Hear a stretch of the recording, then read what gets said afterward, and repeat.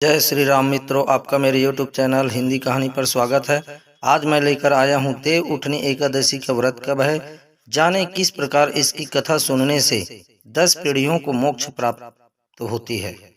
आइए जानते हैं। कार्तिक माह में आने वाले देव उठनी एकादशी मोक्ष प्रदान करने वाली होती है। इस दिन पूजा के साथ ये काम जरूर करें। कहते हैं इससे अश्वमेध यज्ञ के फल की प्राप्ति होती है। देव उठनी एकादशी व्रत से आने वाली 10 पीढ़ियों को मिलता है मोक्ष, जाने दिनांक और ये कथा। देव उठनी एकादशी 23 नवंबर 2023 गुरुवार को है। इस दिन 5 माह बाद देव योग निद्रा से जागेंगे और फिर समस्त मांगलिक कार्य शुरू हो जाएंगे। हिंदू धर्म में इसे देवोत्थान एकादशी के नाम से भी जाना जाता है। कार्तिक माह के शुक्ल पक्ष में आने वाली देव उठनी एकादशी माँ लक्ष्मी और श्री हरि विष्णु को प्रसन्न करने के लिए श्रेष्ठ दिन माना जाता है। इसके प्रभाव से बड़ा पाप भी क्षण मात्र में ही नष्ट हो जाता है। श्री कृष्ण ने कहा, देव उठनी एकादशी की रात्रि जागरण कर पूजा करने से साधक की आने वाली 10 पीढ़ियां विष्णु लोक में स्थान प्राप्त करती है, पितृ नरक से मुक्ति पाते हैं। देव उठनी एकादशी का व्रत कथा के बिना अधूरा है, जाने इसका महत्व और देव उठनी एकादशी के मुहूर्त। कार्तिक शुक्ल एकादशी तिथि शुरू 22 नवंबर 2023 को रात्रि 11:03 से लेकर के कार्तिक शुक्ल एकादशी तिथि की समाप्ति तिथि है 23 नवंबर 2023 रात 9 बजे तक। पूजा समय सुबह 6:50 से लेकर के सुबह 8:09 तक और रात्रि का मुहूर्त है शाम 5:25 से 8:46 तक। व्रत का पारण समय है 24 नवंबर को सुबह 6:51 से सुबह 8:57 तक। आइए मित्रों, देव उठनी एकादशी कथा धर्म ग्रंथों के स्वयं श्री कृष्ण ने इसका महात्मा बताया है। एक राजा के राज्य में सभी लोग एकादशी का व्रत रखते थे। प्रजा तथा नौकर चाकरों से लेकर पशुओं तक को एकादशी के दिन अन्न नहीं दिया जाता था। किसी दूसरे राज्य का एक व्यक्ति राजा के पास आकर बोला, महाराज कृपा करके मुझे नौकरी पर रख लें। तब राजा ने उसके सामने एक शर्त रखी कि ठीक है, रख लेते हैं, किंतु रोज तो तुम्हें खाने को सब कुछ मिलेगा, पर एकादशी को अन्न नहीं मिलेगा। उस व्यक्ति ने उस समय हाँ कर ली, पर एकादशी के दिन जब उसे फलाहार का सामान दिया गया तो वह राजा के सामने जाकर गिड़गिड़ाने लगा, महाराज इससे मेरा पेट नहीं भरेगा, मैं भूखा ही मर जाऊंगा, मुझे अन्न दे दो।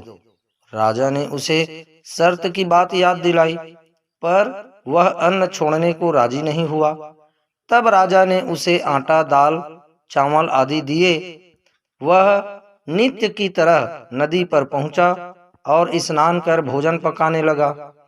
जब भोजन बन गया तो वह भगवान को बुलाने लगा, आओ भगवान, भोजन तैयार है। उसके बुलाने पर पीताम्बर धारण किए भगवान चतुर्भुज रूप में आ पहुंचे तथा प्रेम से उसके साथ भोजन करने लगे। भोजनादि करके भगवान अंतर्ध्यान हो गए तथा वह अपने काम पर चला गया। 15 दिन बाद अगली एकादशी को वह राजा से कहने लगा कि महाराज मुझे दुगना सामान दीजिए, उस दिन तो मैं भूखा ही रह गया। राजा ने कारण पूछा तो उसने बताया कि हमारे साथ भगवान भी खाते हैं, इसीलिए हम दोनों के लिए ये सामान पूरा नहीं होता। यह सुनकर राजा को बड़ा आश्चर्य हुआ। वह बोला, मैं नहीं मान सकता कि भगवान तुम्हारे साथ खाते हैं। मैं तो इतना व्रत रखता हूँ, पूजा करता हूँ, पर भगवान ने मुझे कभी दर्शन नहीं दिए। राजा की बात सुनकर वह बोला, महाराज यदि आपको विश्वास नहीं है तो साथ चलकर देख लें। राजा एक पेड़ के पीछे छिपकर बैठ गया। उस व्यक्ति ने भोजन बनाया तथा भगवान को शाम तक पुकारता रहा, परंतु भगवान न आए। अंत में उसने कहा, हे भगवान, यदि आप नहीं आए तो मैं नदी में कूदकर प्राण त्याग दूंगा। लेकिन भगवान नहीं आए। तब वह प्राण त्यागने के उद्देश्य से नदी की तरफ बढ़ा। प्राण त्यागने का उसका दृढ़ इरादा जान शीघ्र ही भगवान ने प्रकट होकर उसे रोक लिया और साथ बैठकर भोजन करने लगे। खा पी कर वे उसे अपने विमान में बिठाकर अपने धाम ले गए। यह देख राजा ने सोचा कि व्रत उपवास से तब तक कोई फायदा नहीं होता जब तक मन में शुद्धता न हो और विश्वास न हो। इससे राजा को ज्ञान मिला। वह भी मन से व्रत उपवास करने लगा और भक्ति सहित भगवान पर विश्वास करते हुए अंत में स्वर्ग को प्राप्त हुआ। आइए जानते हैं देव उठनी एकादशी से संबंधित दूसरी कथा। एक राजा था, उसके राज्य में प्रजा सुखी थी। एकादशी को कोई भी अन्न नहीं बेचता था, सभी फलाहार करते थे। एक बार भगवान ने राजा की परीक्षा लेनी चाहिए। भगवान ने एक सुंदरी का रूप धारण किया तथा सड़क पर बैठ गए। तभी राजा उधर से निकला और सुंदरी को देख चकित रह गया। उसने पूछा, हे सुंदरी, तुम कौन हो और इस तरह यहाँ क्यों बैठी हो? तब सुंदर स्त्री बने भगवान बोले, मैं निराश्रिता हूँ, नगर में मेरा कोई जाना पहचाना नहीं है, किससे सहायता मांगूं? राजा उसके रूप पर मोहित हो गया था। वह बोला, तुम मेरे महल में चलकर मेरी रानी बनकर रहो। सुंदरी बोली, मैं तुम्हारी बात मानूंगी, पर तुम्हें राज्य का अधिकार मुझे सौंपना होगा। राज्य पर मेरा पूर्ण अधिकार होगा। मैं जो भी बनाऊंगी तुम्हें खाना होगा। राजा उसके रूप पर मोहित था, अतः उसकी सभी शर्तें स्वीकार कर ली। अगले दिन एकादशी थी। रानी ने हुक्म दिया कि बाजारों में अन्य दिनों की तरह अन्न बेचा जाए। उसने घर में मांस मछली आदि पकवाए तथा परोस कर राजा से खाने के लिए कहा। यह देखकर राजा बोला, रानी, आज एकादशी है, मैं तो केवल फलाहारी करूंगा। तब रानी ने शर्त की याद दिलाई और बोली, या तो खाना खाओ, नहीं तो मैं बड़े राजकुमार का सिर काट दूंगी।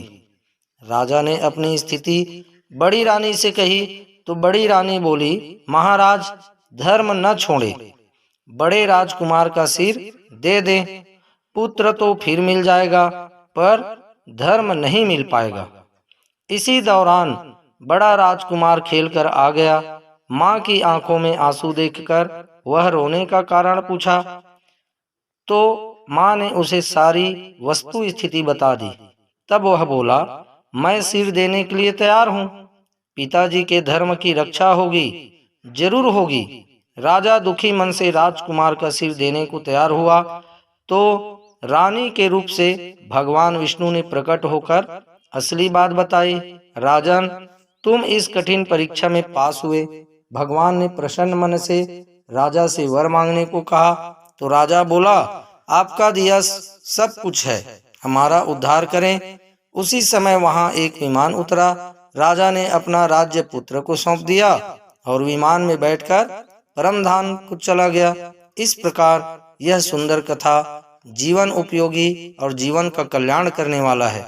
मित्रों, मुझे विश्वास है आपको यह सुंदर एकादशी की कथा अच्छी लगी तो आप अपने मित्रों को शेयर अवश्य करें। साथ ही साथ इसी प्रकार की सुंदर और अच्छी अच्छी कथा कहानियों के लिए आप मेरे YouTube चैनल हिंदी कहानी को सब्सक्राइब अवश्य करें। आप हमेशा खुश रहें, मुस्कुराते रहें। जय जय श्री राधे कृष्ण।